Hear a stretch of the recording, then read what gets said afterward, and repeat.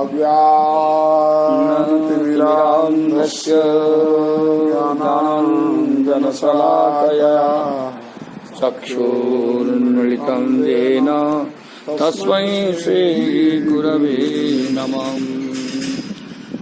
आनन्दलीलामय विग्रहाय हेमावदिव्य छविसुन्दराय तस्मै महाप्रेमरसप्रदाय चैतन्यचन्द्राय नमो नमस्ते।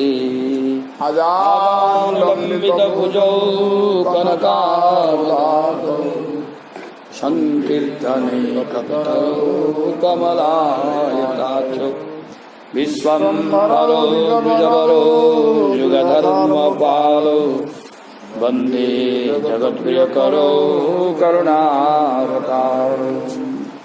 आराध्य भगवान् ब्रजेशतनय तद्धाम वृन्दावनं रम्याकाचिपासना मृदुवधूर्गणुगाकल्पिता स्मद्भागवतं प्रमाणममरं प्रेमं पुमार्थमहान् चैतन्य महाप्रभुर्मतमिदं तत्रादरो नापरः। वसुदेवसुतं देवं कंसचाणूरमर्दनं देवकी परमानन्दं कृष्ण वन्दे जगद्गुरुं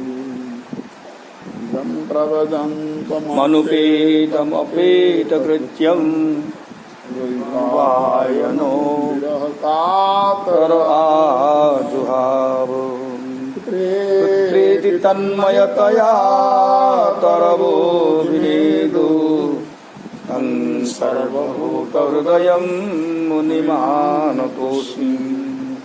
यस्वानुभावमखिलश्रुतिसारमेकम् अध्यात्मदीपमतिकेन्द्रशतां तमोऽन्धम् संसारिणां करुणयाः पुराणगुह्यं तं व्याससूनुपयामि गुरुमुनीनां। जन्माद्यस्य यतोऽन्वयादितरतः चार्थेषभिज्ञः स्वरा तेने ब्रह्महृदाय आदिकवये मुह्यन्ति सूरयः। तेजो वारिमृदां यथा विनिमयो यत्र त्रिसर्गो मृषा धाम्ना स्वेन सदा निरस्तकुहकं सत्यं परं धीमहि।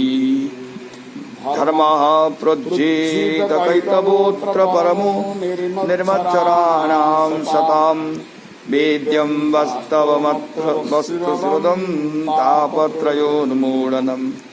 श्रीमद्भागवते महामुनिकृते किं वा परेरीश्वरः सद्यो हृद्यो वरुध्यते पृथिवीः शुश्रूषुभिः तत्क्षणात् निगमकल्पतरोर्गलितं फलं सुखमुखात् अमृतं द्रवसंयुतं पिबत भागवतं रसमालयं मुहुर्मुहुरसिका भुवि भावुका। वंशी विभूषितकरार्णवनीरदाभात् पीताम्बरात् अर्णबिम्बफलाधरुष्टात् पूर्णेन्दुसुन्दरमुखात् अरविन्दनेत्रात् कृष्णात् परं किमपि तत्त्वमहं न जाने। महामाये महायोगन्यधीश्वरी नन्दगोपसुतं देवी पतिं मे कुरुते नमः।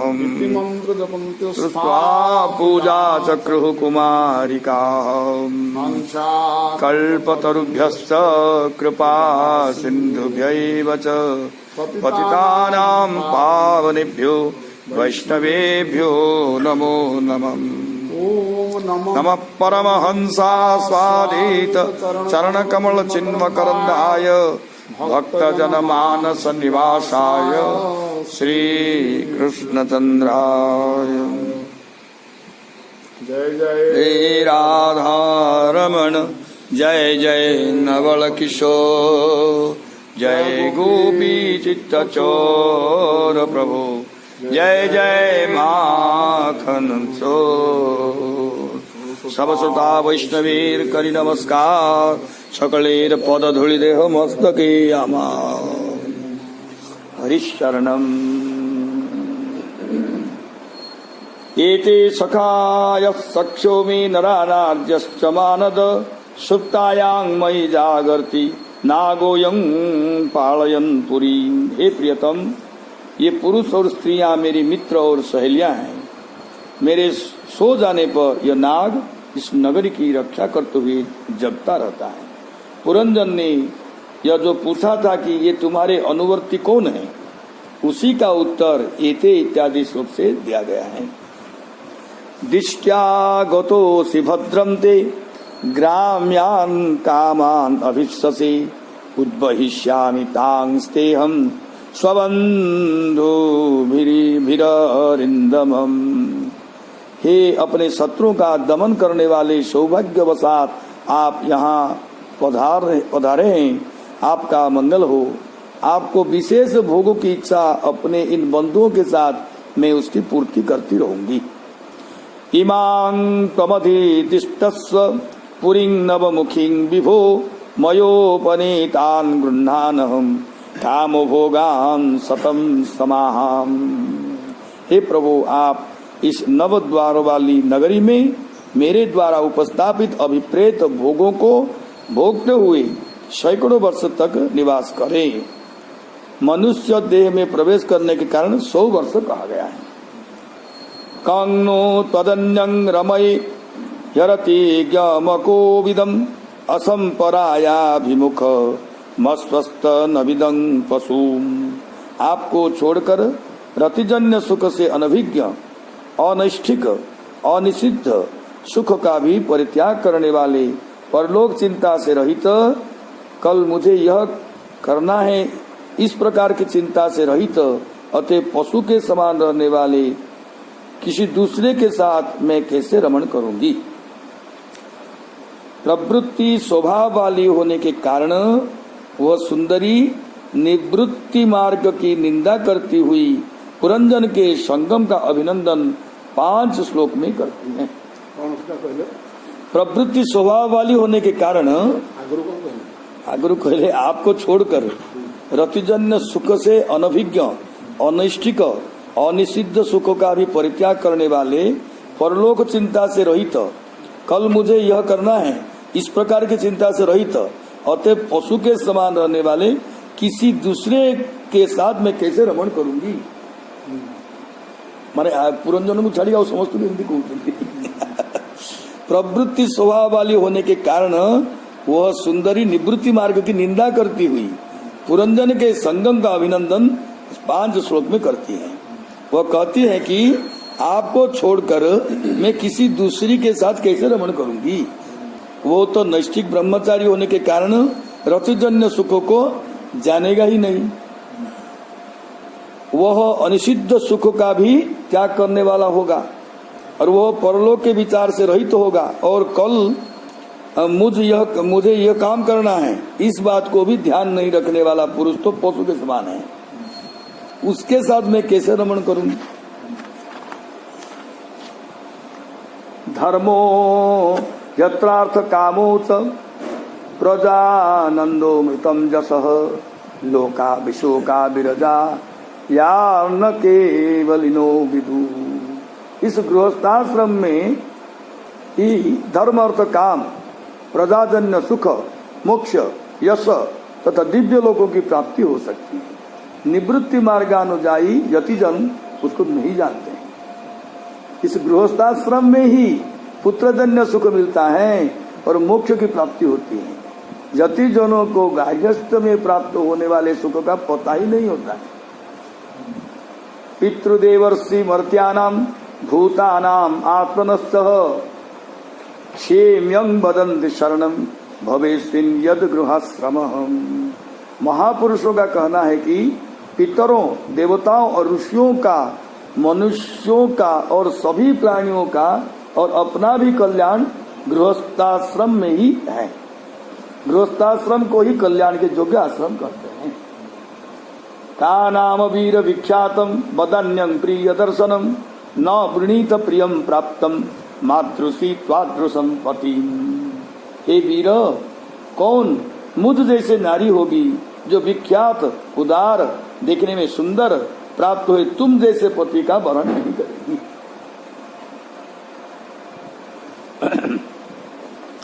कस्या मनस्ते भुवि भोगी भोगयो स्त्रिया न संचित भुजयोर महाभुज यो नाथ वर्गाधिमल कृणोदत स्मितावलोके न चरत्यपोयितुम। महाबाहो, इस पृथ्वी पर आपकी सर्प जैसी गोल तथा कोमल भुजाओं में स्थान प्राप्त करने के लिए इस रमणी का मन नहीं ललचाएगा क्या? आप तो मुस्कान मिश्रित करुणापूर्ण दृष्टि से मुझ जैसी अनाथों के मानसिक संताप को दूर करने के लिए पृथ्वी पर विचरा करते हैं। हिताय गौर सीतानाथ की जय, राधा मदन गोपाल की जय। सर्प के देह के आकार वाले भुजाओं में स्थान प्राप्त करने के लिए किस स्त्री का मन नहीं ललचाएगा? जो आप मुस्कान निर्मित कृपापूर्ण अवलोकन के द्वारा मुझ जैसी अनाथ स्त्रियों के मानसिक संताप को दूर करने के लिए इस पृथ्वी पर विचरण करते हैं। नारदोवाच इति तौ दंपती तत्र समुद्य समयं मिथः तान् प्रविश्य पुरीं राजन् मुमुदाते शतं समाहम्। हे राजन, इस तरह से वे दोनों पति पत्नी परस्पर में एक दूसरे की बात का समर्थन करके उस नगरी में प्रवेश करके 100 वर्षों तक भोगों को भोगे। हाँ, समुद्र पद का अर्थ कहकर और समाह का अर्थ में है संवत्सरत्व, संवत्सरों तक, मतलब 1000 वर्ष पर्यंत। उपगीयमानो ललितम तत्र तत्र च गायकैः क्रीडन परिवृत स्त्रीभिर्हनदिनी मां विशत्सुचौ।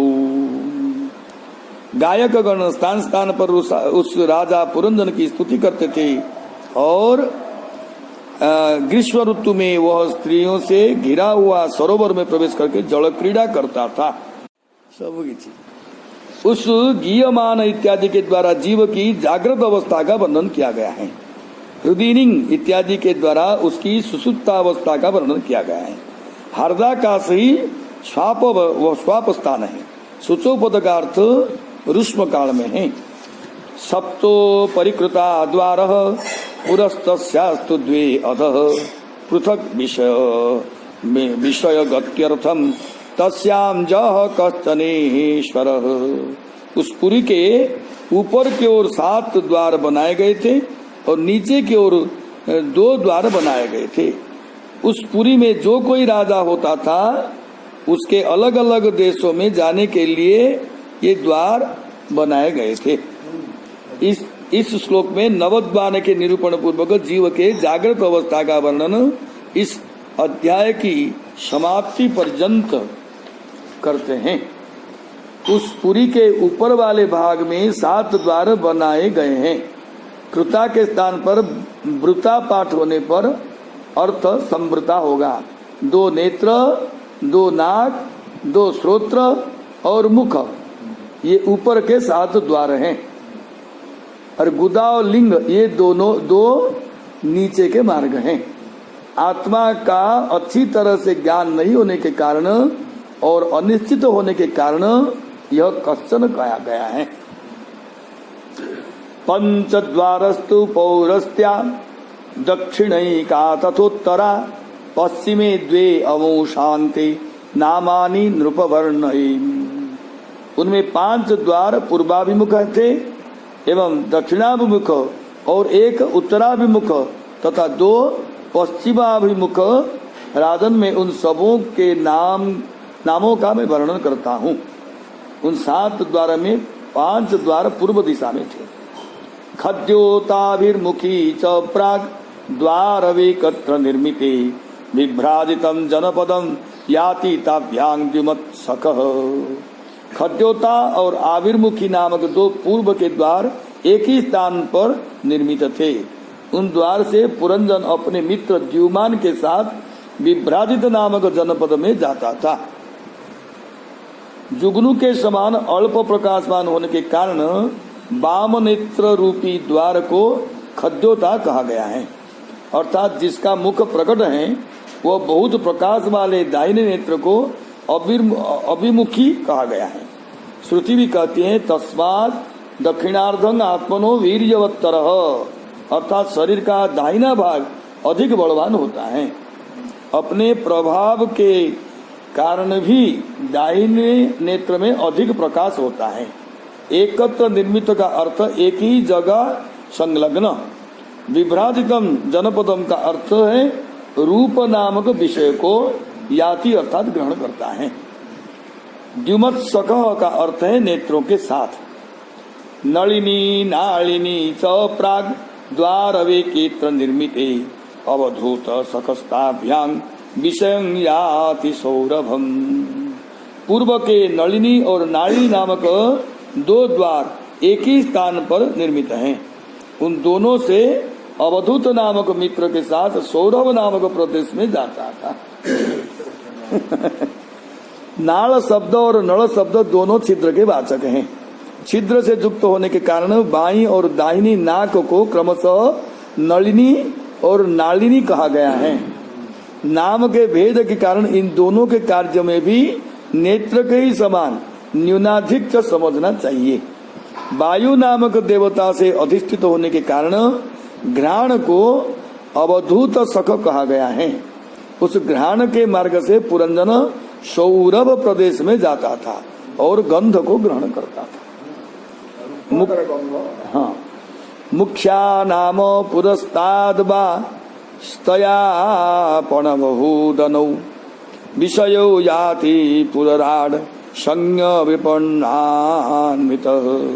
पूर्व की ओर मुख नामक जो द्वार है उससे राजा पुरंजन रसज्ञ और विपण के साथ आपण और बहुदन नामक प्रदेशों में जाता था।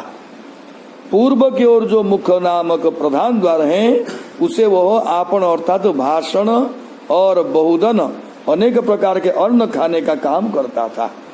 इस कार्य में रसज्ञ अर्थात जीवा और विपण अर्थात वागिंद्रिय उसके साथ रहते थे। बड़े कर्मेंद्रिय बड़े ज्ञानेन्द्रिय।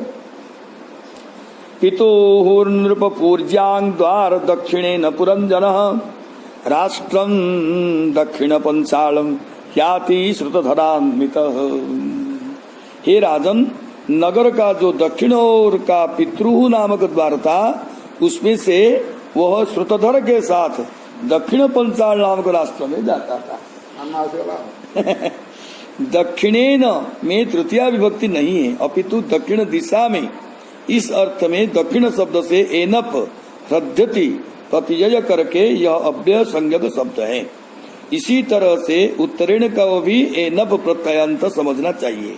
कहने का अभिप्राय है कि दूसरे माध्यम से जो नहीं जाने गए हैं उन पांचों विषयों का प्रकाशन करने में समर्थ इस अर्थ में व्युत्पन्न पंचाल शब्द शास्त्र का बोधक है। श्रवण काल भी अधिक बलवान होने के कारण दाहिना कान पहले प्रवृत्त होता है। पहले शास्त्र को सुनना चाहिए। कर्म कांड के साथ समता होने के कारण कर्म कांड को दाहिने कान से सुनना चाहिए। अतएव कर्म कांड के अर्थों का अनुष्ठान करके पितरों के लोक को प्रदान करने वाले जीव पितृयान को प्राप्त करता है। इस तरह से पितरों का आह्वान चूंकि दाहिने कान से होता है इसकी पितृहु कहते हैं। इसी तरह उसके विपरीत उत्तर कान को देवहु कहते हैं। इसी तरह से व्याख्या भी करेंगे। दाहिने कान को पितृहु कहते हैं और उत्तर कान को अर्थात वाम कान को देवहु कहते हैं। प्रवृत्त और निवृत्त दोनों प्रकार के शास्त्र पंचाल संज्ञक हैं। श्रुतधर श्रोत्र के द्वारा जीव पितृयान और देवयान को प्राप्त करता है। देवहुर्नाम पुर्याद्वा उत्तरेण पुरंजनः राष्ट्रमुत्तर पंचालम याति श्रुत धरान्वितः। पुरी के उत्तर द्वार का नाम देवहु था, उससे पुरंजन उत्तर पंचाल नाम के राष्ट्र में जाता था। आसुरी नाम पश्चाद्वा स्तयायाति पुरंजनः ग्रामकं नाम विषयम दुर्मदेन समन्वितः। पुरी के पश्चिम द्वारा नाम आसुरी था, पुरी के पश्चिम द्वारा नाम आसुरी था, उससे पुरंजन दुर्मद के साथ ग्रामक नाम के राष्ट्र में जाता था। आसुरी इंद्रियों में ही रमण करने वाले होते हैं। असुरों की इस अर्थ में आसुरी रूप बनता है, अर्थात लिंग द्वारा उस द्वार से वह ग्राम में रहने वाले लोगों को प्राप्त होने वाले सुख मैथुन अपनी गुप्तेन्द्र द्वारा करता था। निरुतिर नाम पश्चाद्वास स्तयायाति पुरंजनः वैशसं नाम विषयं लुब्धकेन समन्वितः। पश्चिम का जो दूसरे दरवाजे का नाम निरुति था, उससे वह लुब्धक के साथ वैशस नामक राष्ट्र को जाता था। मृत्यु के द्वारा होने के कारण बुध को निरुति कहते हैं, मलत्याग को वैशस कहते हैं, लुब्धक पायु को कहते हैं। इसीलिए मरे हुए दुख प्राप्ति के कारण लुब्धक के समान हो जाता है। अंधावमीसाम पौराणम निर्वाग पेशस्कृता बुभौ अक्ष्वन्नदामधिपति स्थाभ्यां जाति करोति च। इस पुरी के सभी नागरिकों में दो व्यक्ति अंधे थे, निर्वाग और पेशस्कृत। नेत्र वालों का स्वामी पुरंजन इन्हीं दोनों की सहायता से जहाँ कहीं भी जाता था और सभी कार्यों को करता था। उस पुरी के सभी नागरिकों में निर्वाक अर्थात पैर और पेशस्कृत अर्थात हाथ, ये दोनों अंधे थे, क्योंकि इनमें कोई छिद्र नहीं था। स्वतः इनमें ज्ञान क्रिया करने की शक्ति नहीं थी। पुरंजन इंद्रियों वाले शरीरों का स्वामी या सबों में अंतर्भाव हो जाने के कारण त्यागेंद्रिय का वर्णन नहीं किया गया है। स जयंतः पुरगतो विसूची न समन्वितः मोहं प्रसादं हर्षं वा याति जायात्मजोद्भवम्। वह जब कभी अपने सेवक विसूचिन के साथ अंतपुर में जाता था तो उसे पत्नी और पुत्रों के कारण हर्ष, प्रसन्नता और मोह आदि विकारों का अनुभव करना पड़ता था। अंतपुर शब्द से हृदय को कहा गया है। विसूचिनम अर्थात मन को मोह तमोगुण का कार्य है, हाँ, प्रसाद सत्वगुण का कार्य है और हर्ष रजोगुण का कार्य है। जाया शब्द से बुद्धि को और आत्मज शब्द से इंद्रियों के परिणाम को कहा गया है। इब्रा हाथ पाद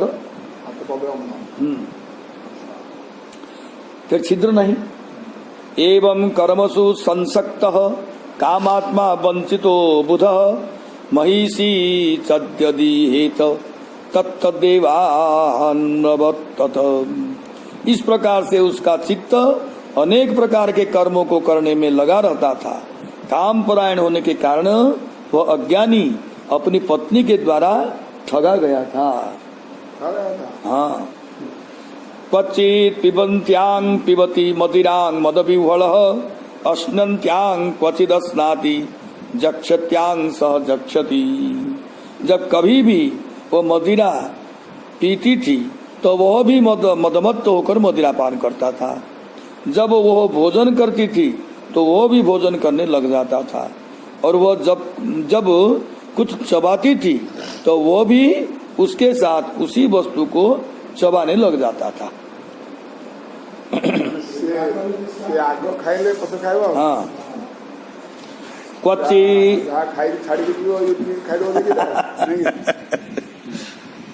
क्वचित् गायति गायन्त्यां रुदत्यां रुदति क्वचित् क्वचित् हसन्त्यां हसति जल्पन्त्यां अनुजल्पति। उसके वही गाने पर गाने लगता था, रोने पर रोने लगता था, हंसने पर हंसता था। और क्या करे। तो बड़ा पवित्र नहीं पार्क मजा ना तो सब पार्क जो नियम कानून अच्छी मानिक पशा पड़ो ना ना कौन यथा हिसाब से पशु भितर गोटे पुरंजनी जे तो बुद्धि बुद्धि बुद्धि पार्क एटा सब ना केते प्रकार देश बाहर कला आखि नाक कान पाटी प्रत्येक इंद्रियर रास्ता देकी से रास्तार केन्दा के सब पुर सब अच्छी सब रस आस्वादा भर सब अच्छी से सब करने हुए से पुरंजनी कथा बुद्धिर कथा को मानिया पड़ो बुद्धि जहाँ कह मानिया पड़ो एमती मान साधारण नुह मान जो भल कि मानिया पड़ो माने से खाई गले तुम खाया पड़ो ना नहीं से नाचो तुम नाचा पड़ो से पूरा तो माने से कौन बिंब प्रतिबिंब नहीं ता बिना निर्देश बिना अर्डर बिना दर्शन ता बिना कथार तुम कि हली पार पड़ो ना नहीं जदि न मानल बोली भर भर भी माड़ फाड़ भी हो छाटुणी कौन थी तुम ये सब जब मानव ताले आस जवाब छुट्टी ना आग सर्तटा से सर्त पुरंदन राजी क्वचि धावती धावन्त्यां तिष्ठन्त्यामनुतिष्ठति अनुसेते शयानाय मनवास्ते क्वचिदासती। कभी उसके दौड़ने पर दौड़ने लगता था, खड़ा होने पर खड़ा होता था, सोने पर उसके पीछे सो जाता था और बैठने पर बैठ जाता था। क्वचित् शृणोति शृण्वत्यां पश्यन्त्यामनुपश्यति क्वचित् जिघ्रति जिघ्रन्त्यां स्पृशन्त्यां स्पृशति क्वचित् भल पाइबारे सब हुए नहीं भल पाइबाटा सब हुए कि जातीय भल पाइबारे हुए सेटा न जानले भी जो जातीय भल पाइबा होना कहीं सब हुए से आमको भल पाऊ आम ताकू भल पाऊ सब नियम कानून प्रथम कहले गृहस्थ धर्म जो धर्म अर्थ मुख्य काम पर्यटन अच्छी धर्म अर्थ काम मुख्यर कौन जो लक्षण ता भितर सेटा तो पालन हेनी कहीं भल पाइले पालन हम कि भल पाइबाटा कौन जदि शास्त्रगत नियम जदि था ताहले ता भितर धर्म अर्थ काम मुख्यर विधि विधान गुड़ा ठीक चलता तो नाम तो गृहस्थ आश्रम सब मिले धर्म अर्थ काम मुख्य परंतु एथर अच्छी खाली एति जानी धर्म कौन मुख्य कौन काम कौन या विषय किसी जना नहीं आ गृहस्थ आश्रमटा केमती करा जाए ता विषय भी जना नहीं खाली शुणाशुणी कथबार्तार गोटे राजनीति हो जाए कि नहीं अच्छा एडा को न जणिया भितर जो रसकली आरंभ हुए सेटा को नहीं गोटे भल लगे तो भल पाइबा भल लगे तो भल पाइबा भल पाए वो भल पाए ना इंद्रिय जनित सुख सेरा तो भल पाइबा आमर भल पाइबा कि नहीं से कौन नियम विधि विधान से किसी जना नहीं एटा भल लगु तो भल लग एथि भल पाइबा आमर जो संबंध रही परस्पर भितर स्त्री पुरुष हो बा प्रेमिका प्रेमिक हो केवल ही इंद्रिय जनित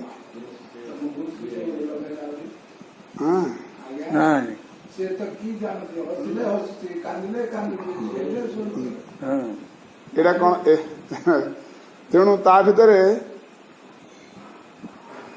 से जहाँ से करुची प्रकृति किंतु एकरे पुरुष जहाँ करने कथा सी ताकू ही अनुकरण करने कथा भल पाइबार मानटा हूँ तात्पर्य पुरुष जहाँ करने कथा स्त्री से बात जावा कथा कि उल्टाटा यहाँ हूँ पूरा ସ୍ତ୍ରୀ ଏକରେ ଯାହା କରିବ, ପ୍ରକୃତି ଯାହା କରିବ, ଇଏ ସେଟା ଏକରେ କରିବ।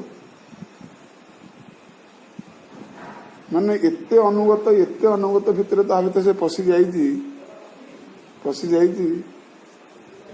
ଆଉ ତାର ତ ବିବେକ ସେଥିରେ ଶୂନ୍ୟ ହେଇଯାଇଛି ନା। ଯଦି ବିବେକ ଶୂନ୍ୟ ହେଇଯାଇଛି ଆଉ ତା ଭିତରେ କଣ ତା ବିଷୟରେ ବିଚାର କଣ ଆଉ କରିବାର ଅଛି? ଲାଷ୍ଟରେ ନେଇକି ଢୁକେଇ ଦବ, ମଝିରେ ଆଉ ଗୋଟେ ଅଟକାଟି ସେ ହେଇପାରିବ। ଯେହେତୁ ବିବେକ ନାହିଁ ଆଉ ସେ ମଝିରେ ଗୋଟେ ଅଟକିବନି, ତା ପାଇଁ କୌଣସି ବିଚାର ଆଉ କିଛି ନାହିଁ, ସେ ପୁରା ଲାଷ୍ଟକୁ ପଳେଇବ। କିଛି ଆଉ ସେ ଛାଡିବନି। ତେଣୁ ଆସିବେ ଦେଖିବେ ଏ ନାଚ ନୁଚି ହସା ହସି ସଉଦା ସରିଲା ପରେ ଏଠୁ ଜରା ବ୍ୟାଧି ଏଠୁ ଚଣ୍ଡବେଗ ଏସବୁ ଆସିବେ। ଏବେ ମରଣ ସମୟଟା ମୁଁ ଚତୁର୍ଥ ସମୟଟା ସିଏ କେମିତି ଗୋଟେ ହଇରାଣ କରିବେ। ଯୋଉ ହଇରାଣ କରିବେ କି ତାକୁ ଆଉ ସିଏ ଆଉ ମୁଁ ଗୃହସ୍ଥ ଆଶ୍ରମ କଲି, ଧର୍ମ ଅର୍ଥ କାମ ମୋକ୍ଷ କଥା ଏଠି ତାର ତ କିଛି ନଥିବ, ଆଉ ହେରା ତ କିଛି କରିନି, ଜାଣିନି। ସେଠି ୟାରି ଚିନ୍ତା ଖାଲି ହବ, କାହିଁକି ଆଉ ନାଚି ପାରୁନଥିବ, ଆଉ ଡେଇ ପାରୁନଥିବ, କହିପାରୁନଥିବ, ଖାଇପାରୁନଥିବ, କିଛି କରିନଥିବ। ସେତେବେଳେ କଣ ହବ ନା ତୃଷ୍ଣାଟାରେ ସେ ବିକଳ ଖାଲି ହଉଥିବ, ଇଚ୍ଛା ହଉଥିବ, ଦ୍ରବ୍ୟ ମିଳୁନଥିବ କି ଦ୍ରବ୍ୟ ମିଳିଲେ ଖାଇପାରୁନଥିବ କି ନାଇଁ, ବିକଟ ଅବସ୍ଥା। ଇନ୍ଦ୍ରିୟ ଭୋଗର ଲାଷ୍ଟ ପରିଣାମଟା ହଉଛି ସେଇଆ। ଏଇଭଳି ବିକଳତା ଥିଲାବେଳେ ଏସବୁ ଜରା ବ୍ୟାଧି ରୋଗ ବିଭିନ୍ନ ପ୍ରକାର ଚଣ୍ଡବେଗ ଆସି ଯୋଉ ପହଞ୍ଚିବେ, ସେଇ ଯୋଉ କୈବଲ୍ୟଟା ଏତେ ଆତୁର ସେ ହେଇଯିବ ଯେ ପୁଣି ସେଇ ପୁରଞ୍ଜନ ପୁଣି ପୁରା ଜନ୍ମୀ ହବ, ପୁଣି ତାର ପ୍ରାଣ ତ୍ୟାଗ କଲେ ପୁଣି ସ୍ତ୍ରୀ ହବ, ପୁଣି ସେ ଭାବନା ସ୍ତ୍ରୀ ହବ। ଯୋଉ ମଣିଷ ଶରୀର ଦିଆଥିଲା ଭାବନା ରାଜ୍ୟରେ, ଭଗବତ ରାଜ୍ୟରେ ଭାବନା କରିକି ଭଗବତ ପ୍ରାପ୍ତି ହେବା କଥା, ସେ ସେଇ ଶରୀରର ତାକୁ ଲଗେଇଦେଲା ଆଉ ପ୍ରକୃତିରେ ସ୍ତ୍ରୀ ଭୋଗରେ ଲଗେଇଦେଲା, ଯେ କି ସ୍ତ୍ରୀ ସେକରେ ହେବାକୁ ପଡ଼ିଲା। ଏଇଟା ହିଁ ସତ୍ୟ, ଏଥିରେ କୌଣସି ମିଥ୍ୟା ନାହିଁ। ସେଥିପାଇଁ ଦୃଷ୍ଟାନ୍ତ ପେଶକୃତ ଦୃଷ୍ଟାନ୍ତ ଦିଆଯାଇଛି, ଯୋଉ ପୋକ ଆଣିକି ତାର ମାଟି ଭିତରେ ରଖିବ, ଶାଗ ପୋକ ଭ୍ରମର ଆଣିକି ରଖେନି କି, ରଖିବ ବଲେ ସେଇ କେତେଟା ପୁଣି ସେ ଭ୍ରମର ହେଇକି ଉତ୍ପନ୍ନ ହବ, କାହିଁକି ତାରି ଭୟରେ ଭ୍ରମର ଚିନ୍ତନ କରି ପୁଣି ସେଇ ଘରେ ଆସିବ। ସେ ଯୋଉ କୃଷ୍ଣ ଚିନ୍ତନ ପାଇଁ ଶରୀରଟା ଦିଆହେଇଥିଲା, ସେ କୃଷ୍ଣ ଚିନ୍ତନ ଜାଗାରେ ସ୍ତ୍ରୀ ଚିନ୍ତନ ହେଇଗଲା। କେମିତି ସ୍ତ୍ରୀ ଚିନ୍ତନ ନ ହବ, ଏଟା ସମସ୍ତର ଅନୁଭୂତି କଥା, ଏଟା ହିଁ ଜାଣିବା କଥା ଜୀବନରେ ଏମିତି ଗୋଟେ ହେଲା ବୋଲି। ଏବଂ ଏଭଳି ଏଇ ଜାତୀୟ ଜାଣିବା କଥା ଯେ ମୋ ଜୀବନରେ ଯୋଉ ଭୁଲଟା ହେଲା, ବୋଧେ ଆକୁ ସୁଧାରିବା ପାଇଁ ବୋଧେ ମତେ ଆଉ ସମୟ ନାହିଁ, ବା ମୁଁ ଆଉ ସୁଧାରି ପାରିଲା ଭଳିଆ ମତେ ଆଶା ଲାଗୁନି, ଏଇଭଳି ପ୍ରତ୍ୟୟ ହେବା କଥା। କାହିଁ କୁହାଯାଉଛି ନା ଏ କଥା କହିଛନ୍ତି ସପ୍ତମ ସ୍କନ୍ଧରେ ପ୍ରହ୍ଲାଦ କହିଛନ୍ତି। ଗୃହସ୍ଥ ଆଶ୍ରମରେ ଯେତେବେଳେ ନବଯୌବନ ସମୟରେ ଯେତେବେଳେ ସ୍ତ୍ରୀ ଲାଭ ଯେତେବେଳେ କରାହେଲା, ତା ସଙ୍ଗରେ ଯଦି ତୁମେ ଦୀର୍ଘ ଦିନ ଧରିକି ଭିତରେ ସବୁ କଥା ବାର୍ତ୍ତାଳାପଠୁ ଆରମ୍ଭ କରି ସବୁକିଛି ଗୋଟେ ଶଯ୍ୟାକୁ ନେଇକି ତମର ଚଳିଲା ଭିତରେ ସେଥିରେ ଯୋଉ ତୃଷ୍ଣା ଯୋଉ ବାସ୍ନା ଲାଷ୍ଟକୁ ବଞ୍ଚିଲା, ସେଇଟା ଯେ ଜୀବନରୁ ଭୁଲିଯିବ, ଚିତ୍ତବୃତ୍ତିରୁ ଯେ କଟିଯିବ, ପ୍ରଶ୍ନ ଉଠୁ। ସେଥିପାଇଁ ଦେଖିବେ ବାନ ପ୍ରଥମ ପାଇଁ କିଭଳି କଡ଼କ ସାଧନ ରଖାହେଇଛି। ସମସ୍ତଙ୍କୁ ଯୋଉ ବାନ ପ୍ରସ୍ତୁତ ଅବସ୍ଥାରେ ରଖାହେଇଛି, ଚତୁର୍ଥ ସମୟରେ ଘର ଗୃହ ତ୍ୟାଗ କରିକି ବନକୁ ଚାଲିଯିବ, କିଭଳି କଷ୍ଟ ସାଧନ ତା ପାଇଁ ରଖାହେଇଛି। ହଁ, କୌଣସି ଘରର ସୁଖ ସମ୍ପର୍କିତ କଥା ସେ ବାନପତ୍ରରେ ମିଳିବନି। ଶୀତ କାକର ଜଡ଼ ଭୋକ ଉପାସ ଗାଳି ମନ୍ଦ ତର୍ଜନା ମାଡ଼ ସବୁକିଛି ସହିବାକୁ ତମକୁ ସେଠି ପଡ଼ିବ ବୋଲି ଏଭଳି ବାନପତ୍ରରେ ଲେଖା। କାହିଁକି ଏସବୁ କଡ଼କ ରଖା ହେଇଛି ନା ଯେମିତି ମଇଳା ଲାଗିଛି ସେମିତି ହିଁ ଧୋବାଠୁ ମାଡ଼ ଦରକାର, ତେବେ ଯାଇକି ମଇଳା ଛାଡ଼ିବ, ନହେଲେ ଛାଡ଼ିବନି। ସ୍ତ୍ରୀ ଭୋଗ ଆଳାପ ଦୀର୍ଘ ଦିନ ଧରିକି ଯୋଉ ଶରୀର ହେଇଛି, ଯୋଉ ଚିତ୍ତବୃତ୍ତିରେ ହେଇଛି, ସେଟା ଯେ ଚିତ୍ତବୃତ୍ତିରୁ ଲିଭେଇ ଦେବା ଏତେ ସହଜ ବେପାର ନୁହଁ। ଦେଖିବେ ସପ୍ତମ ସ୍କନ୍ଧ ପ୍ରହ୍ଲାଦ କହିଛନ୍ତି। ଯିବନି। ତେବେ ସେଇ ଭାବ ରାଜ୍ୟରେ ହିଁ ପୁରଜନ ପଶି ଯାଇଛି। ପୁରଜନ କୋଉ ଭିତରେ ପଶିଛି? ସେ ଭିତରେ ପଶି ପଶି ପଶି ପଶି ସେଇ ସ୍ତ୍ରୀ ଚିନ୍ତା କରିକି ସ୍ତ୍ରୀ ହବାକୁ ପଡିବ ବା ପଡିଲା, କୌଣସି ସନ୍ଦେହ ନାହିଁ। ସେମିତି ଯଦି ଏ ବାସ୍ତବ ଦୁଃଖ ଯନ୍ତ୍ରଣାକୁ ଯିଏ ବୁଝିଲା ସେ ହିଁ ବାନପ୍ରସ୍ତର କଷ୍ଟ ଯାହା ପଡୁ ପଛେ ମୁଁ ତାକୁ ସହିବି, ଏ ଚିତ୍ତବୃତ୍ତିକୁ ହଟେଇବି। ସେଥିପାଇଁ ଇନ୍ଦ୍ରିୟକୁ ଶୋଷଣ କରିଦିଅନ୍ତି, ଶୁଖେଇ ଦିଅନ୍ତି, ଖାଇବାରେ ପିଇବାରେ ମାଡ ଖାଇକି ସହିଯାଆନ୍ତି। ଆଇ ଯୋଉ ତପସ୍ୟା ଆପଣ ଆମେ ଧ୍ରୁବଙ୍କ ତପସ୍ୟା ଶୁଣୁଥିଲେ, ଆଉ ଶୁଖିଲା ପତ୍ର ଖାଉଥିଲେ ନା? ଭରତ ଯୋଉ ମୃଗ ଛଅ ଛାଡ଼ିଲେ ଶୁଖିଲା ପତ୍ର ଖାଉଥିଲେ ନା? କଣ ପାଇଁ ଖାଉଥିଲେ? ଏଇଟା ସବୁ ଏ ଯୋଉ ତୃଷ୍ଣା ଲାଳସା ଯୋଉ ସବୁ ଅଛି ଏଟାକୁ ହଟେଇବା ପାଇଁ ଏସବୁ କରାହଉଥିଲା। ରସଗୋଲା ରାବିଡି ଖାଉଥିବ, ମୁଁ ଜିହା ଲାଳସା ଛାଡ଼ିଦେବି କଥାରେ କହିଦେଲେ ହେଇଯିବ? ମୁଁ ସେଥିରେ କଣ ନିଷ୍କାମ ଭାବରେ ସବୁ ଖାଉଛି ବୋଲି କହିଲେ ହବ? ମୁଁ ନିଷ୍କାମ ଭାବରେ ଗୃହସ୍ଥ ଆଶ୍ରମ କରୁଛି କହିଲେ ହବ? ଇଆଡେ ଘରେ ଗୋଟେ ଦିନ ଛାଡି ପାରୁନଥିବ, କହ ମୁଁ ନିଷ୍କାମ ଭାବରେ ଗୃହରେ ଅଛି। ତେଣୁ ଏଟା କହିବା ବୋଲିବା କଥାରେ ହବନି, ତୁମକୁ ନିଜେ ପ୍ରାକ୍ଟିକାଲ ଏଟା ସବୁ କରିବାକୁ ହବ। ତେବେ ଜୀବ ଏଭଳି ପରିସ୍ଥିତି ଯଦି ପଡିଛି, ଶାସ୍ତ୍ର ତାକୁ ସେଇ ଚେତନା ଦଉଛନ୍ତି। ପୁରନ୍ଦନ ଗୋଟେ ବାହାନା, ଉପାଖ୍ୟାନ ଗୋଟେ ବାହାନା କରିକି ଏଠୁ ଦିଆଯାଉଛି ନିଜ ଶରୀର ତତ୍ଵ କଥା। ଏଟା ଯୋଉ ଭୋଗ ବେଳେ ଆସେ ଇନ୍ଦ୍ର ମାନେ ଦେଖୁନାହାନ୍ତି, ସେ ନୟନରେ କୋଉଟା ପୁର ଦେଖିବ, ସେଠି କଣ ଭୋଗ ବିଳାସ ଅଛି, ସେ ନାକ ଦ୍ଵାରା କଣ ଭୋଗ ବିଳାସ, ସେଥିରେ ବାସନା ସୌରଭ ପୁର ଗୋଟେ ଅଛି। ପ୍ରତ୍ୟେକ ଇନ୍ଦ୍ରିୟ କଥା କହିଲେ ନା, ଏଥିରେ ସବୁ ଆମେ ମଜା ମାରିଛେ। ଏଇ ଯୋଉ ମଜାର ଯୋଉ ତୃଷ୍ଣା ରସ ରହିଛି ପ୍ରତ୍ୟେକ ଇନ୍ଦ୍ରିୟ ତୃଷ୍ଣା ରହିଛି, ବିଶେଷ କରିକି ଜିହ୍ବା ତୃଷ୍ଣା ଗୋଟେ ଆଉ ଇନ୍ଦ୍ରିୟ ତୃଷ୍ଣା ଗୋଟେ। କ୍ଷୀରିଟା ଯୋଉ ଖାଇଛନ୍ତି, ହଁ ଏଇଟା କର ଚିନ୍ତନ କରି କରିକା ଆସିକରେ ସ୍ତ୍ରୀ ପୁରୁଷ, ଯୋଉଟା କି ଏଠି ତ ପୁରଜନ୍ମ ତ ଗୋଟିଏ ଜନ୍ମ ପରେ ସ୍ତ୍ରୀ ହେଲା ପରେ ପୁଣି ତ ସେଠି ନା ତାଙ୍କର ମୁକ୍ତି ହେଇଯାଇଛି। କିନ୍ତୁ ଆମମାନଙ୍କର ଜନ୍ମକୁ ଜନ୍ମ ସ୍ତ୍ରୀ କି ପୁରୁଷ ଏ ଜଞ୍ଜାଳ ଆମର ଲାଗିକି ଅଛି, ଏ ଛାଡ଼ିବାର ନାହିଁ। ତେଣୁ ଏ ବଡ ଶୋଚନୀୟ ବିଷୟ, ବିଚାର ବିଷୟ। ତେଣୁ ତାକୁ ଚାହିଁକି ଏତେ ଦୈନ୍ୟତା, ଏତେ ହୀନ କର୍ମ କାହିଁ କରନ୍ତି ଗୋସ୍ୱାମୀ ମାନେ ସବୁ? ଗୋସ୍ୱାମୀ ମାନଙ୍କର ସନାତନ ଗୋସ୍ୱାମୀ କଥା, ରୂପ ଗୋସ୍ୱାମୀ କଥା ଯୋଉ ଆମର ଆସେ, କାହିଁ ମନ୍ତ୍ରୀ ପଦ, କାହିଁକି ଦାନ୍ତରେ ତୃଣ ଧରିକି ଭୂମିରେ ପ୍ରଣାମ, କାହିଁ ମନ୍ତ୍ରୀ ପଦ, କାହିଁ କୋଟ କାମିଜି, କାହିଁ ଛିଡା କାନ୍ଥା, କାହିଁ ରାଜଭୋଗ ପ୍ରସାଦ, କାହିଁ ରୁଟି ଟୁକୁଡ଼ା ମାଗିକି ଖାଇବା ଏଠି, କାହିଁ ଗଜବନ୍ତ ପଲଙ୍କ ଶୟନ, ଏଠି ଆଜି ଭୂମିଶଯ୍ୟା, ବୃନ୍ଦାବନ ଏସବୁ ଦେଖାଯାଇଛି କାହିଁକି? କିନ୍ତୁ ତୃଷ୍ଣାକୁ କଟେଇବାକୁ ହେଲେ ବସ୍ତୁ ସହିତ ଯଦି ତ୍ୟାଗ କରାଯାଏ, ତାହେଲେ ଯେ କିଛି ଅଂଶରେ ସଫଳତା ହେବ। ଆମେ କହିବା ଯେ ବାନ ପତ୍ରରେ ତ ସାଙ୍ଗରେ ସ୍ତ୍ରୀକି ନେଇକି ଯିବାକୁ ପଡୁଛି, ହଁ ନେଇ ପଡୁଛି। ସେଠି ଆଉ ସେ ସ୍ତ୍ରୀ ପୁରୁଷ ହେଇକି ଯାଆନ୍ତିନି, ସେଠି ଗୋଟିଏ ଆତ୍ମା ହେଇକି ଯାଆନ୍ତି, ବୁଝିହଉଛି ନା? ସେଠି ଯୋଉ ବାନ ପତ୍ର ଯାଆନ୍ତି, ସେଟା ମୁଁ ସିଏ ସ୍ତ୍ରୀ ମୁଁ ପୁରୁଷ ହେଇକି ସେ ଯାଆନ୍ତିନି, ଆଉ କେବଳ ଆତ୍ମା ଭାବରେ ସେ ଯାଆନ୍ତି, ଗୋଟିଏ ଆତ୍ମା। ସାଧନ କରିବା ପାଇଁ ଯାଉଛନ୍ତି। ଏଠି ପ୍ରବୃତ୍ତି ମାର୍ଗ ସାଧନ, ପ୍ରବୃତ୍ତିରେ ଥିଲେ ଏଠି ନିବୃତ୍ତି ମାର୍ଗ ସାଧନ କରିବେ। ଆଉ ନିବୃତ୍ତି ମାର୍ଗ ସାଧନଟା ହିଁ ଆତ୍ମଭାବ ନହେଲେ, ଆତ୍ମସମୀକ୍ଷା ଭାବ ନହେଲେ ସେ ସାଧନ କରିପାରିବନି। କରିପାରିବ? ନିବୃତ୍ତି ମାର୍ଗର କାମ ହେଲା ସେୟା, ଏକ ଆତ୍ମା, ଏକ ମନ, ଏକ ପ୍ରାଣ, ତେବେ ଯାଇ ସାଧନ ହବ ଏଠି। ତେଣୁ ସେଇ ଭାବରେ ବାନପତ୍ରରେ ସ୍ତ୍ରୀ କି ନେଇକି ସାଥିରେ ଯାଆନ୍ତି।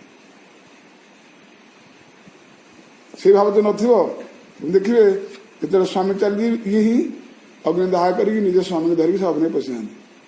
ଜାଣନ୍ତି ନା ଜାଣନ୍ତିନି? ଯଦି ପ୍ରବୃତ୍ତି ମାର୍ଗ ଥିବ ବୋଲେ କରିବେ ସେ କଥା, ନିବୃତ୍ତି ମାର୍ଗ କଥା। ତୃଷ୍ଣା ଏଭଳି ଗୋଟେ ଜିନିଷ,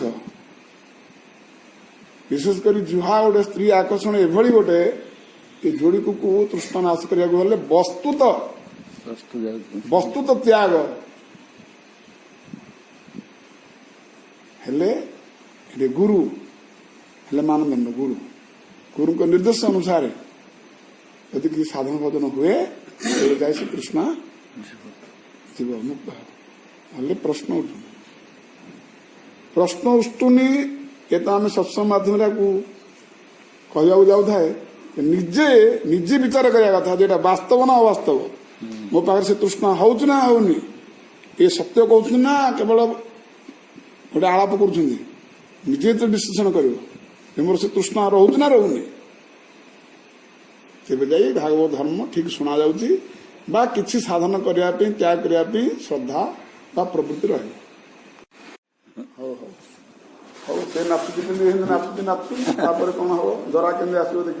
कभी उसके सुनने पर सुनता था, कभी उसके देखने पर देखने लगता था, कभी सूंघने पर सूंघने लगता था और कभी उसके स्पर्श करने पर स्पर्श करने लगता था।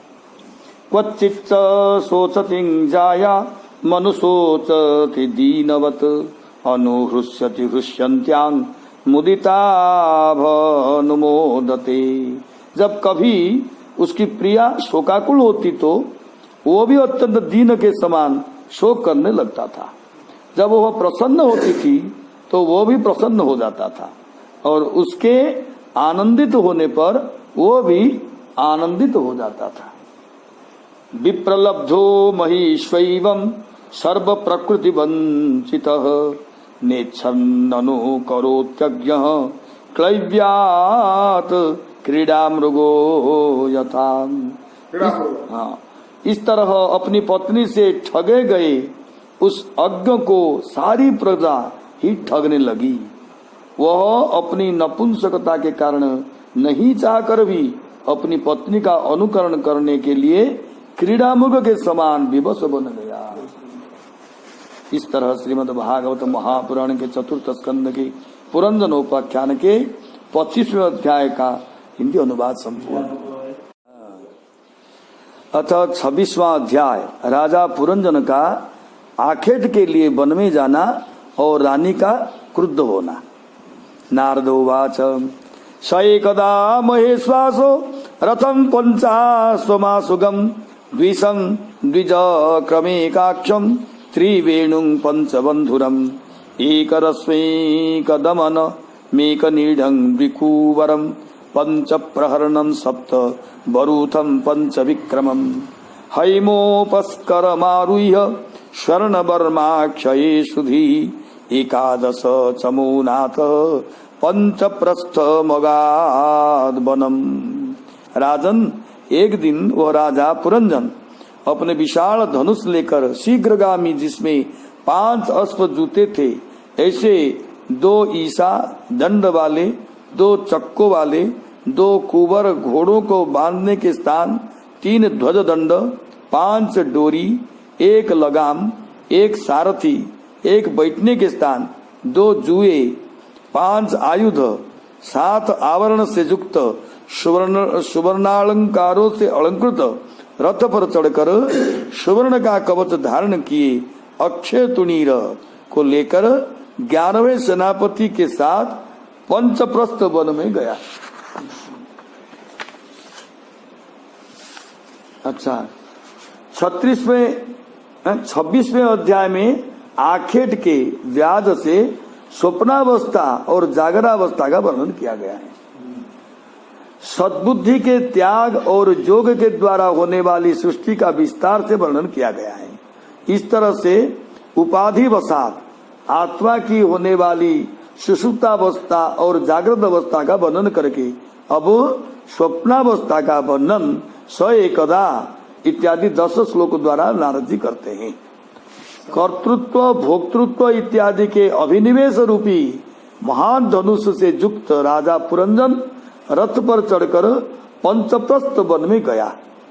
इस तरह से 3रे श्लोक से अन्वय है, जहाँ पर स्वाप काल में धारण किए जाने वाले देह को ही रथ कहा गया है, क्योंकि जागृतावस्था में रहने वाले देह को तो 100 वर्ष तक भोगे जाने वाले पुरी के रूप में वर्णन किया जा चुका है। स्वापकालिक शरीर रथ के 5 ज्ञानेन्द्रिया ही अश्व है। वह रथ शीघ्रगामी है। अहंकार और ममंकार ये ही दोनों इस रथ के ईसा दंड है। पाप और पुण्य ही उस रथ के दोनों चक्के हैं। केवल प्रधान अर्थात प्रकृति ही उसके अक्ष है। सत्वादि तीनों गुणों ही उसके ध्वजा के दंड हैं। उस रथ के 5 प्राण ही बंधन है। एक मन ही उसका रथ का लगाम है और एक बुद्धि उस रथ का सारथी है।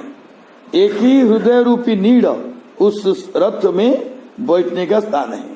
शोक और मोह ये दोनों कुबर अर्थात घोड़ों के बांधने के स्थान है। रूप और रसादि 5 विषय उसमें आयुध हैं जिनका प्रहार होता है। इसकी व्याख्या आगे चलकर पंचेंद्रियों के विषयों के प्रक्षेप कर की जाएगी। शरीर में होने वाली 7 प्रकार के जो धातुएं हैं वे ही उसकी रक्षा के लिए वर्म इत्यादि आवरण हैं। 5 कर्मेंद्रिया उस रथ के गति के प्रकार हैं।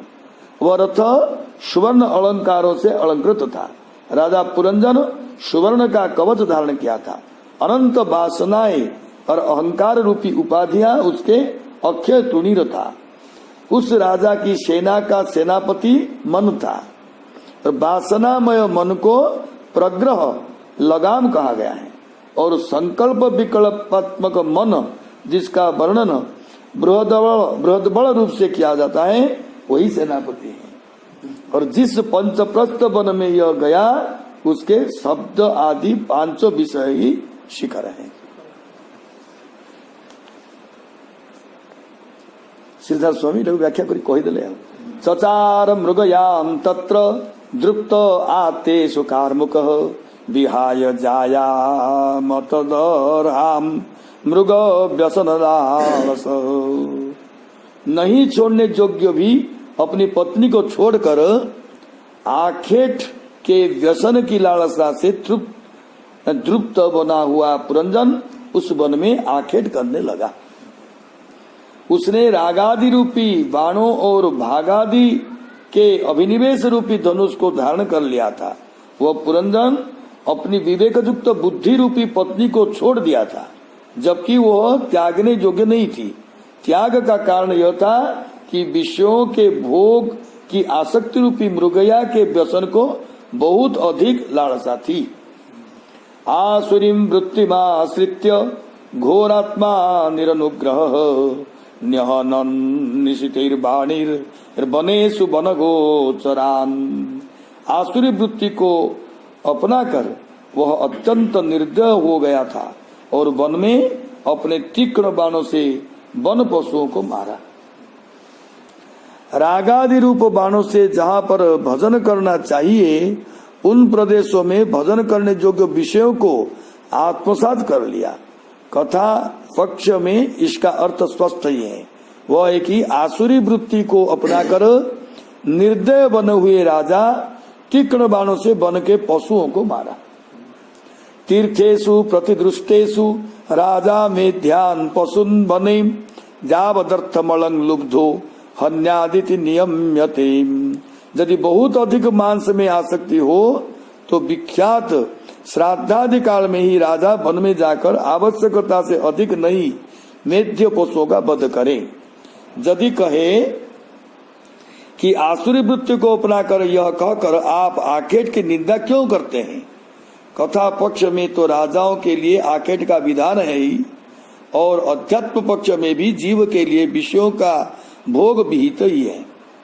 इस तरह से आशंका करके 3 श्लोकों द्वारा कहते हैं कि कहने का अभिप्राय है कि आखेट राग प्राप्त है, अतएव शास्त्र आखेट का विधान नहीं करता है, अपितु शास्त्र आखेट की वृत्ति को नियमित अर्थात संकुचित करता है। समय में ही पशुओं को मारे, उसमें भी प्रख्यात श्राद्धादि के ही समय में मारे, नित्य श्राद्ध आदि के समय में नहीं। उसमें भी राजा ही वध करे, सभी लोग नहीं। उसमें भी मेध्य पशुओं का ही, सभी पशुओं को नहीं। वह भी वन में ही जाकर मारे, सर्वत्र नहीं। उसमें भी जितने जीवों का वध आवश्यक हो उतने का ही वध करे, उससे अधिक जीवों को नहीं।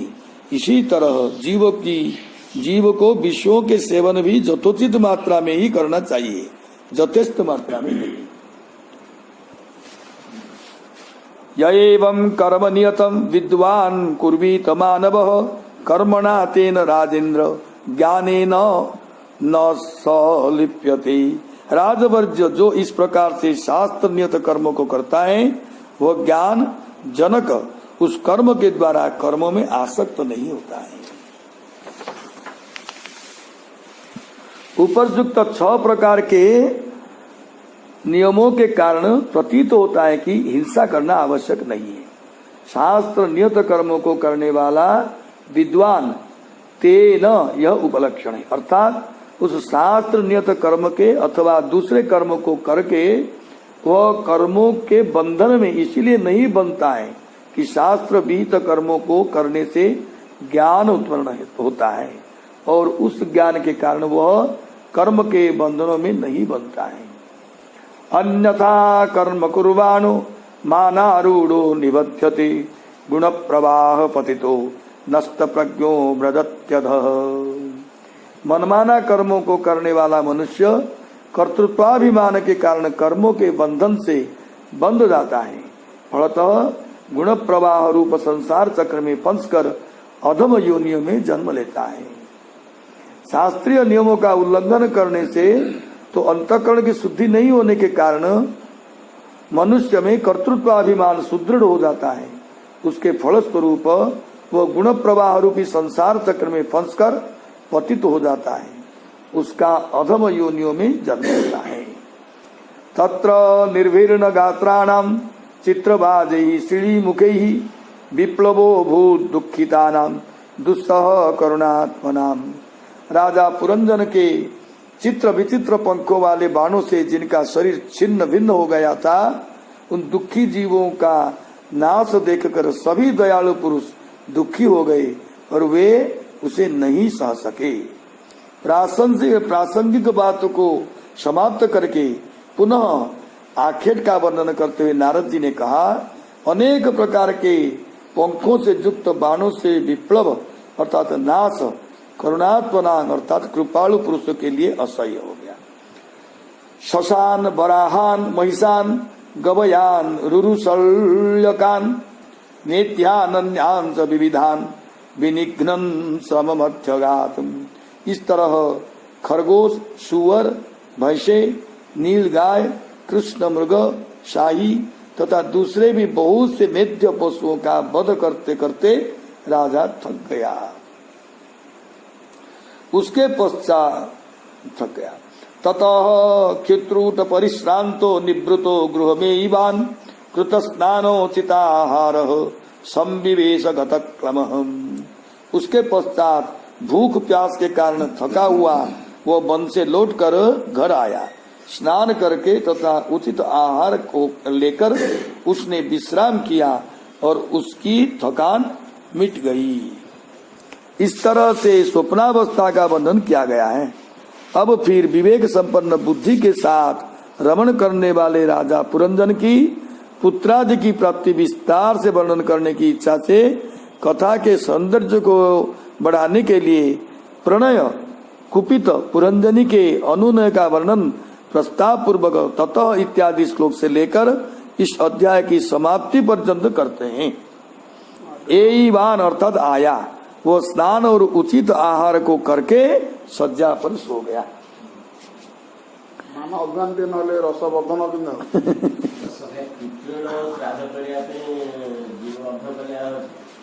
ରାଜା ମାନେ କରୁଥିଲେ ଆଗ।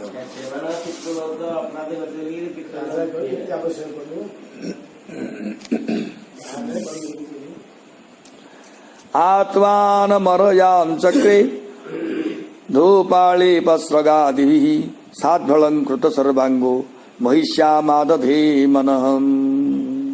गंध चंदन और माला आदि से सुसज्जित होकर उसने अच्छे अच्छे आभूषणों को धारण किया।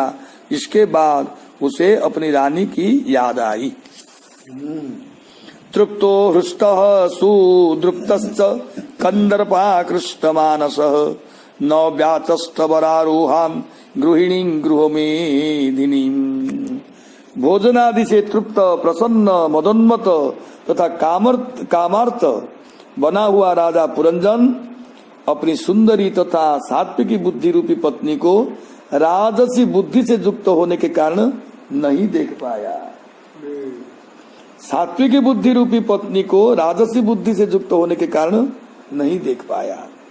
अंतःपुर स्त्रियो पृच्छद विमना इव वेदिशत अपि वह कुशलं ग्रामाः शेश्वरी नांग तथा पुरा। हे प्राचीन वरिष, वो उदास सा होकर अंतःपुर की स्त्रियों से पूछा, सुंदरियों, पहले के ही समान अपनी स्वामिनी के साथ आप लोग क्यों कुशल तो है ना? हे प्राचीन वरही, अंतःपुर में रहने वाली उसकी सखियों से पूछा, अपनी स्वामिनी के साथ आप लोगों का कुशल है ना? पहले के समान यह अलग वाक्य है। न तथे तरहि रोचन्ते गृहेषु गृह संपदः यदि न स्यात् बहि माता पत्नी वा पतिदेवता व्यंगे रथैव प्राज्ञः के नामासीत् दीनवत्। इस समय घर की संपत्तियां पहले के समान नहीं सुशोभित होती हैं। घर में यदि माता अथवा पतिपरायण पत्नी न रहे तो वह गृह टूटे हुए रथ की समान प्रतीत होता है। कौन बुद्धिमान व्यक्ति उसमें दीन के समान रहना चाहेगा? क्व वर्तते सा ललना मज्जन्तं व्यसनार्णवे या मामुद्धरते प्रज्ञान दीपयन्ती पदे पदे। वह सुंदरी कहाँ है जो दुख सागर में डूबने पर मेरी बुद्धि को प्रकाशित कर मुझे बचा लेती है? रामा ऊचुः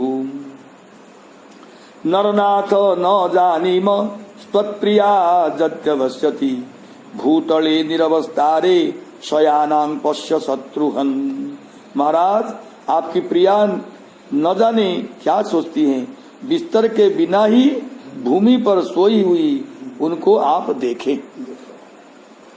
पुरंजनः स्वमहिषीं निरीक्षा बधुतां भुवि तत्संगोन्मथित ज्ञानो वैक्लव्यं परमं जजो।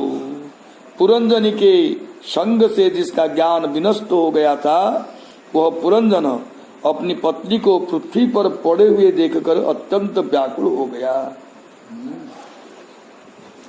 सांत्वयं श्लक्ष्णया वाचा हृदयेन विदूयता प्रेयस्याः स्नेह संरंभ लिंगमात्मनि नाभ्यगात।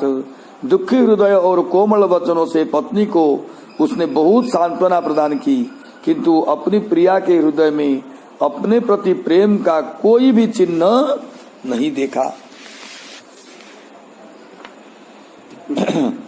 अनुनिन्ये देखिले सी तांकर कौन सी प्रेम भाव आसुनी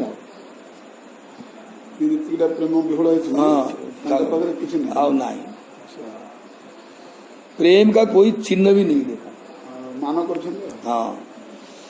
अनुनिन्येत सनकैर्वीरो नुनको अनुनिन्येत सनकैर्वीरो नु नयको विदः पस्पर्श पाद युगल माहचोत्संग लालिताम। मनाने में कुशल उस राजा ने उसके बाद धीरे धीरे उसे मनाना प्रारंभ किया। पहले उसने उसके दोनों पैरों को छुआ, फिर उसको अपनी गोद में बैठाकर कहा, पुरंजनोवाच नूनं त्वकृत पुण्यास्ते भृत्या येष्वीश्वरः शुभिं कृतागः स्वात्मसात् कृत्वा शिक्षा दंडं न जुंजते। सुंदरी, निश्चय रूप से उन भृत्यों ने पुण्य नहीं किया जिन सबों के अपराध करने पर उनके स्वामीगण उन्हें अपना कर उन सबों को शिक्षा दंड नहीं देते हैं। जिन सबों के अपराध करने पर उनके स्वामीगण यह सोच कर कि यह मेरे अधीन है, उनको शिक्षा देने के लिए दंड नहीं देते हैं, वे भृत्य मंदभाग्य हैं। परमोनुग्रहो दंडो भृत्येषु प्रभुनार्पितः बालो न भेद तत्तन्मी बंधु कृत्यम अमर्षणहम।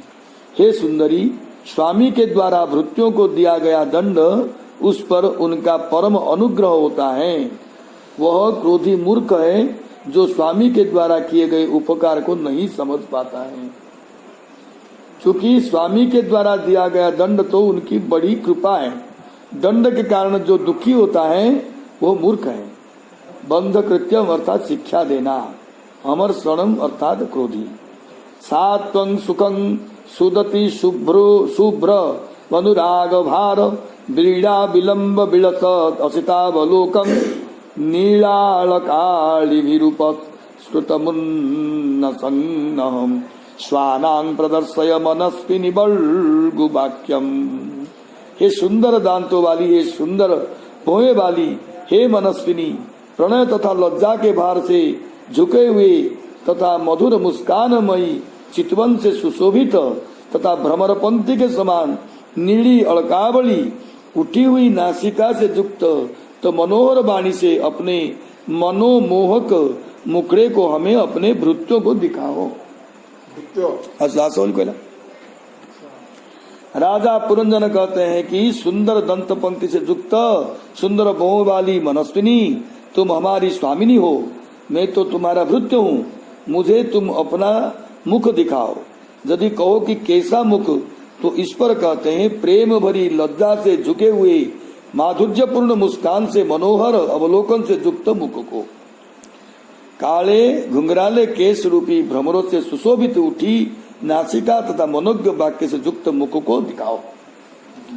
तस्मिन् दधे दममहम तव वीर पत्नी यो नत्र भूसुरकुलात् कृतकिल्विषस्तम पश्येन वीत भय मुदितं त्रिलोक्या मन्यत्र वै मुररिपोरितरत्र दासात्। हे वीर पत्नी, ब्राह्मण वंश और भगवान के भक्तों से भिन्न यदि किसी दूसरे ने तुम्हारा अपकार किए हैं तो उसे तुम मुझे बतलाओ। मुझे तो इन दोनों से भिन्न त्रिलोकी में अथवा त्रिलोक के बाहर कोई भी ऐसा नहीं दिखाई देता है जो तुम्हारा अपराध करके कुशल पूर्वक रह सके। मैं वीर हूँ और तुम मेरी पत्नी हो, ब्राह्मण वंश तथा श्री हरि के भक्त हो। इन दोनों को छोड़कर यदि किसी ने तुम्हारा अपराध किया है उसे बतलाओ, मैं उसको दंड दूंगा। हमको दंड दे ना ब्राह्मण और हरि भक्त में नहीं वो रजा की रजा पर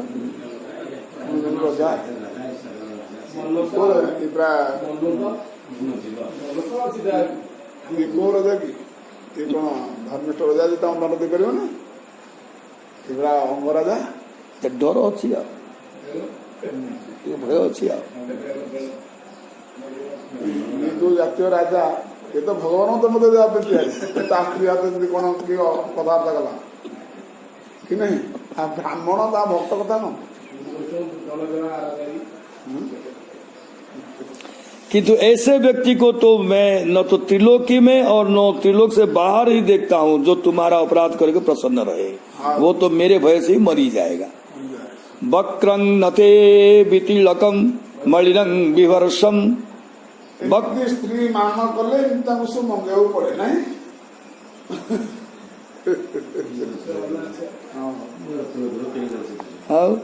नारद बाहाना कोड़ी तो भाषा है ना।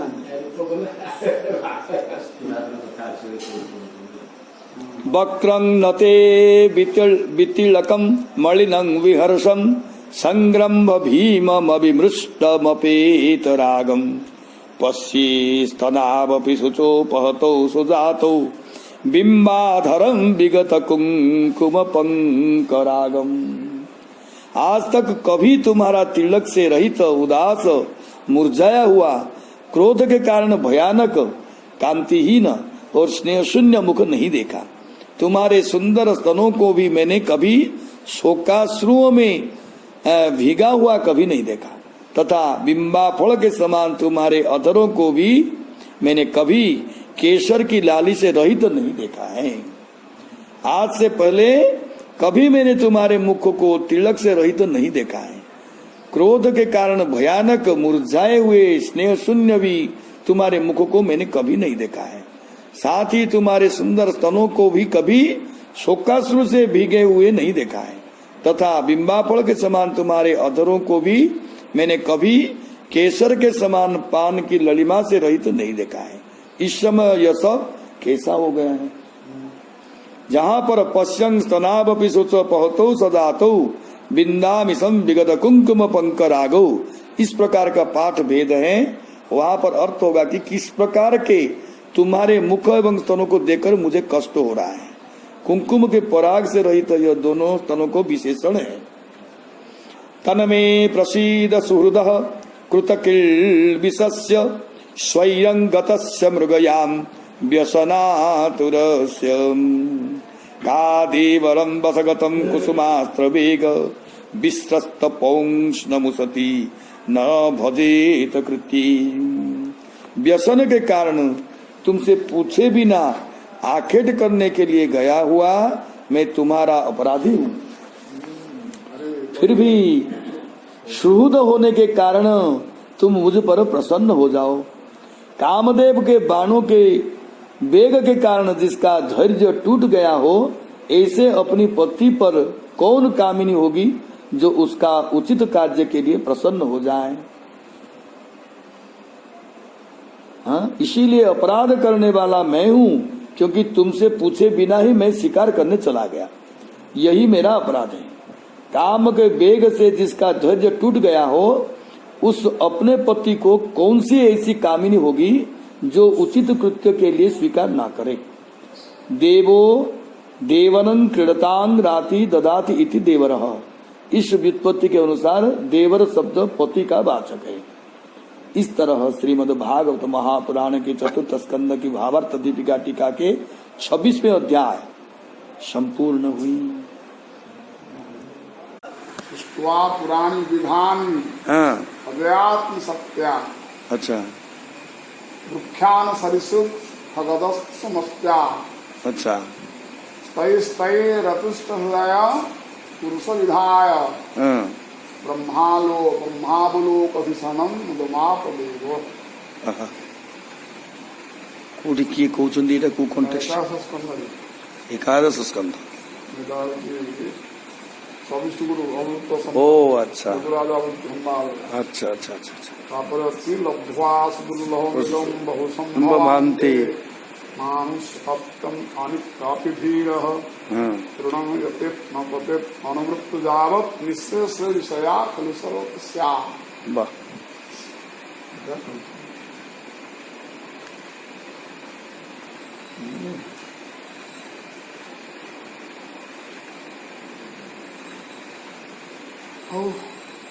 हाँ हाँ,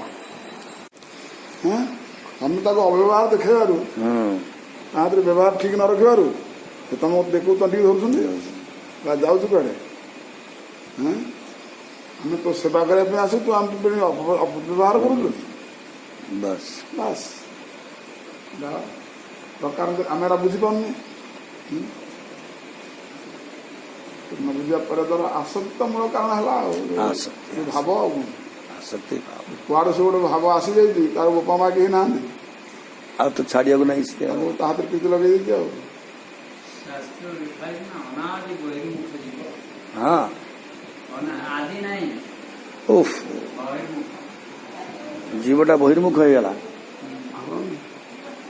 से तो गोटे पॉइंट कौन उत्तरे रसन से तुम सेवा करने आसी तुम तक सेवा बाहर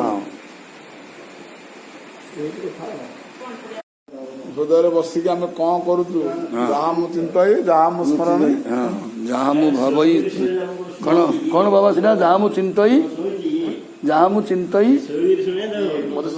हाँ जहाँ मु करई जहाँ मु चिन्ह जहाँ मु करई जहाँ मु चिंतई ना चित्र से सुगासी चिंतई माने जगत कर्ता परमेश्वर जानते अनुक्षण अनुक्षण ଯାହା ମୁଁ କରେ ଯାହା ମୁଁ ଭାବେ ଯାହା ମୁଁ ଚିନ୍ତାଇ ମାନେ ଭାବୁଇ କଣ ଆଉ ଚିନ୍ତା ହଉ ହେଲା ଆଉ ଆପଣ ଯେହେତୁ ହୃଦୟରେ ଅଛନ୍ତି, ଆମେ ଆପଣଙ୍କୁ ଜାଣୁ ନ ଜାଣୁ ଆପଣ ତ ସବୁ ଜାଣୁଛନ୍ତି ଜାଣୁଛନ୍ତି କି ନାହିଁ। ନିଶ୍ଚିତ। ତେଣୁ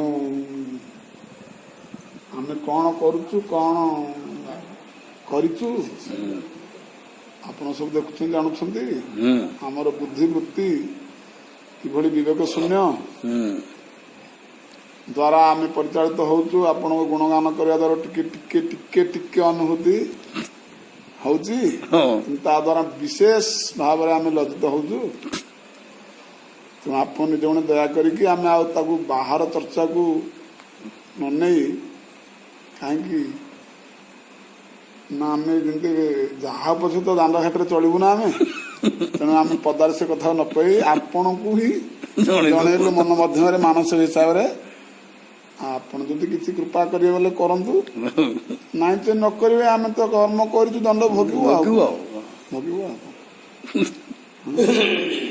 ତେଣୁ ଏଥିପାଇଁ ଆମେ ଆପଣଙ୍କୁ ଗୁହାରି କଲୁ। ଆପଣ ସବୁଠି କହୁଛନ୍ତି ମୁଁ ଦୟାଳୁ, ମୁଁ ତାର ଦୋଷ ଦେଖେନି, ତେଣୁକରି ଆମେ ଏଇ ଗୁଣକୁ ଆପଣଙ୍କର ନେଇକି ଏ କଥା ହେଇ ଲୋଭରେ କହିଲୁ ଆଉ କଣ। ତେଣୁ ଆପଣ ଯାହା କରିବେ ଆଉ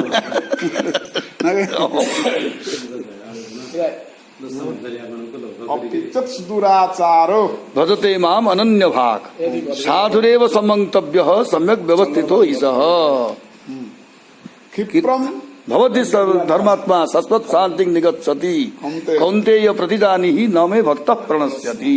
ତେଣୁ ଆପଣଙ୍କ ମୁଖ୍ୟ ଆମେ ହେଲୁ, ଆପଣ ଆମ କଥା ଜାଣିଲେ ତେଣୁ ତାକୁ ଚାହିଁକି ଟିକେ ଆମ ପାଇଁ କିଛି ହଁ ବିଧାନ ଔଷଧ ବିଧାନ କରନ୍ତୁ ଆଉ। କୃଷ୍ଣ ଗୋବିନ୍ଦ ହରେ ମୁରାରେ ହେ ନାଥ ନାରାୟଣ ବାସୁଦେବ। श्री कृष्ण गोविंद हरे मुरारे हे नाथ नारायण वासुदेव। कृष्ण गोविंद हरे मुरारे नाथ नारायण वासुदेव। श्री कृष्ण गोविंद हरे मुरारे हे नाथ नारायण वासुदेव।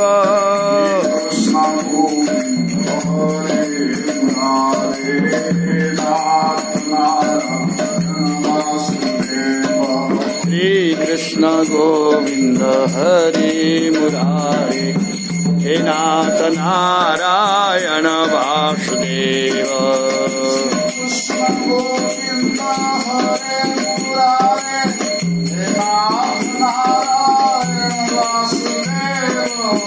श्री कृष्ण गोविंद हरे मुरारे हे नाथ नारायण वासुदेव।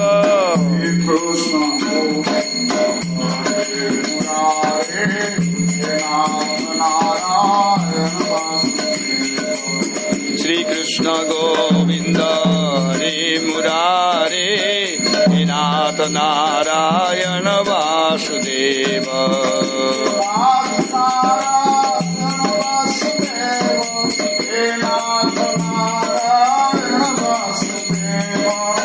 हे नाथ नारायण वासुदेव हे नाथ नारायण वासुदेव।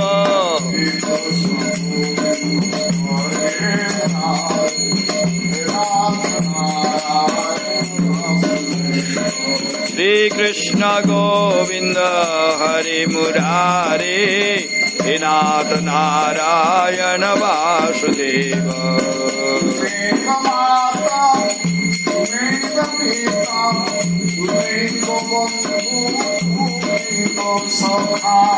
त्वमेव माता त्वमेव पिता त्वमेव बन्धु त्वमेव सखा।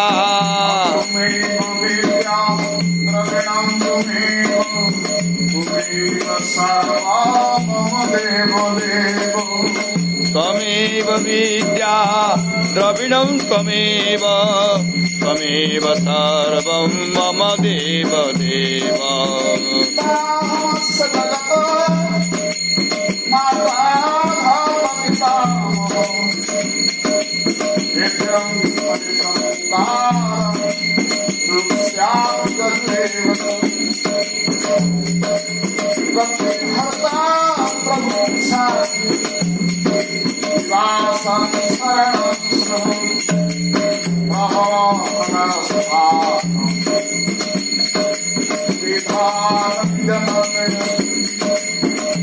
कृष्ण गोविंद हरे मुरारे हे नाथ नारायण वासुदेव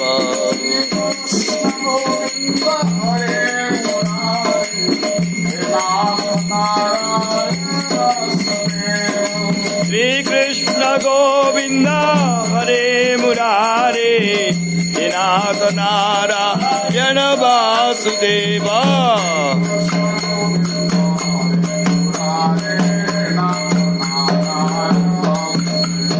श्री कृष्ण गोविंद हरे मुरारे हे नाथ नारायण वासुदेव राधे राधे गोविंद बोलो राधे राधे गोविंद बोलो गोविंद बोलो गोपाल बोलो गोविंद बोलो गोपाल बोलो राधे राधा गोविंद बोलो राधे राधे राधे राधे गोविंद बोलो राधे राधा गोविंद बोलो राधे राधे राधे राधे राधे राधे जय राधे राधे राधे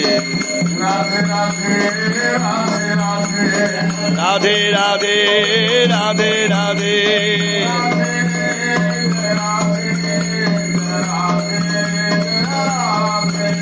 जय राधे जय राधे जय राधे जय राधे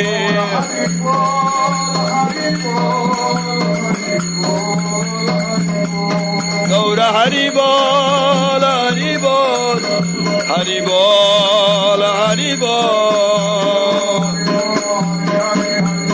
हरि बोल हरि बोल हरि हरि हरि बोल